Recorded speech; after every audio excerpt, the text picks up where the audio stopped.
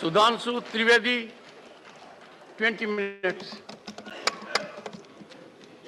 माननीय सभापति महोदय, आज जब इस राष्ट्रीय राजधानी क्षेत्र विधेयक के ऊपर मैं समर्थन करने के लिए खड़ा हुआ हूं, तो पहले मैंने विपक्ष के विद्वान वक्ता महोदय का वक्तव्य सुना तो मुझे विचित्रता का अनुभव हुआ और संपूर्ण विपक्ष को देखकर विस्मय हो रहा है।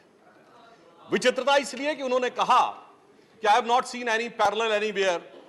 तो मैं भी कहना चाहता हूं, ये पहली बार ऐसा हो रहा है कि किसी देश की राष्ट्रीय राजधानी में उस देश की केंद्र सरकार की शक्तियां उससे अधिक शक्तियां किसी और की होनी चाहिए। मेरे विचार से दुनिया में ऐसा कोई दूसरा उदाहरण देखने को नहीं मिलेगा। So I support what Abhishek Manu Singhvi ji has said. I am unable to find parallel anywhere in the world. दूसरा विषय जो मैंने कहा कि विस्मय का अनुभव क्यों हो रहा है, अभी देखिए उन्होंने 2 बार सुपर सीएम प्रयोग किया कॉन्स्टिट्यूशनल पद पर बैठे हुए व्यक्ति के लिए। मगर महोदय, इस देश ने बगैर संवैधानिक पद पर बैठे हुए सुपर पीएम 10 साल तक देखा है।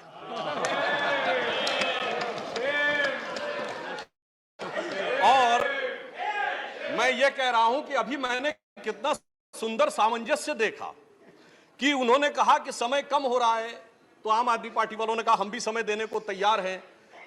सारे विपक्ष को देख के विस्मय होता है कि कांग्रेस पार्टी, जिसका कि 3 राज्यों में स्थिति यह रही कि गुजरात में वोट हाफ कर दिया।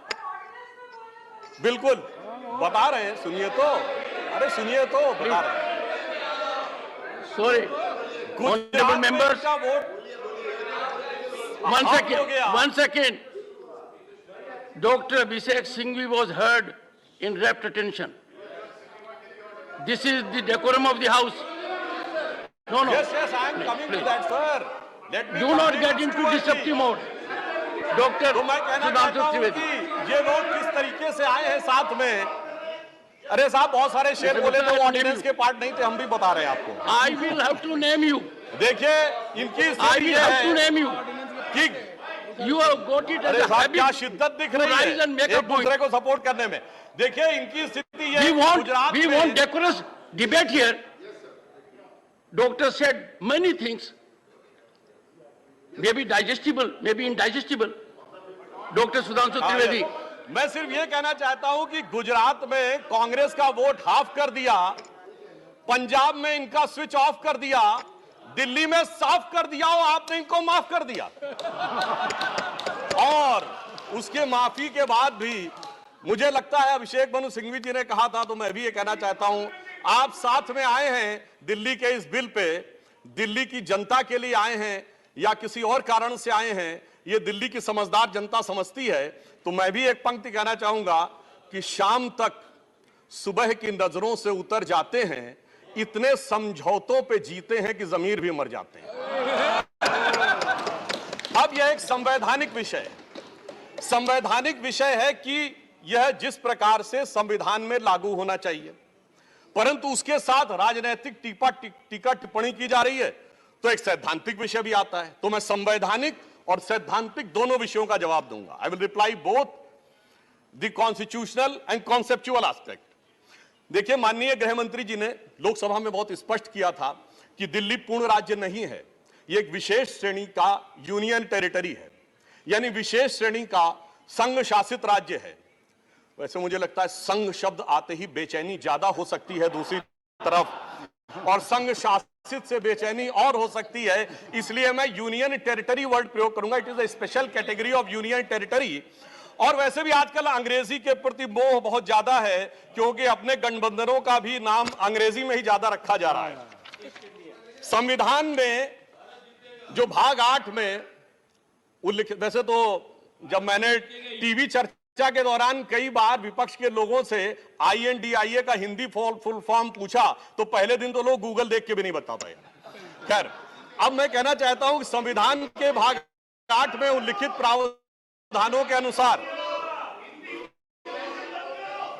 अरे सुनिए बात, देखिए संविधान के भाग 8 में उल्लिखित प्रावधानों के अनुसार अनुच्छेद 239 से 242 तक संविधान में इस विषय का पूर्ण वर्णन है। अनुच्छेद 239 में इसका विशेष प्रावधान किया गया है। यदि उसके क्लॉज को 239 को देखें तो संसद को दिल्ली संघ राज्य यूनियन टेरिटरी से संबंधित किसी भी विषय पर कानून बनाने का पूरा अधिकार है। इसमें किसी भी प्रकार का कोई संशय नहीं है। सर्वोच्च न्यायालय के जिस निर्णय का बार बार उल्लेख किया जाता है और हमारे विरोधी उसको अपने हिसाब से प्रयोग करते हैं, उसमें भी बहुत साफ देख लें कि 105 पेज के उस निर्णय में कहीं पर भी सर्वोच्च न्यायालय ने संसद के द्वारा दिल्ली के बारे में कानून बनाए जाने के विषय के ऊपर किसी प्रकार की कोई टिप्पणी नहीं की है। इसके बाद भी न्यायालय के आदेश में पैरा 161 और 162 को कई बार उल्लेख किया जाता है, परंतु यदि पूरे संदर्भ में देखें तो पैरा 86, 95 और पैरा 164F को पढ़ें तो वहां पर संसद के द्वारा दिल्ली के संदर्भ में किसी भी विषय के ऊपर कानून बनाने की शक्तियों का विधिवत अनुमोदन है, कहीं पर निगेशन नहीं है। और स्पष्टता के साथ इसकी आवश्यकता क्यों थी? ताकि शासकीय आदेश को एक विधायी शक्ति भी मिल सके, एग्जीक्यूटिव ऑर्डर को एक लेजिस्लेटिव पावर भी मिल सके। इसलिए उस अस्पष्टता को दूर करने के लिए to remove any an iota of suspicion यह आवश्यक था। इसलिए मैं इस बिल का समर्थन करता हूं। अब कई बार लोग कहते हैं साहब अध्यादेश की आवश्यकता क्यों थी?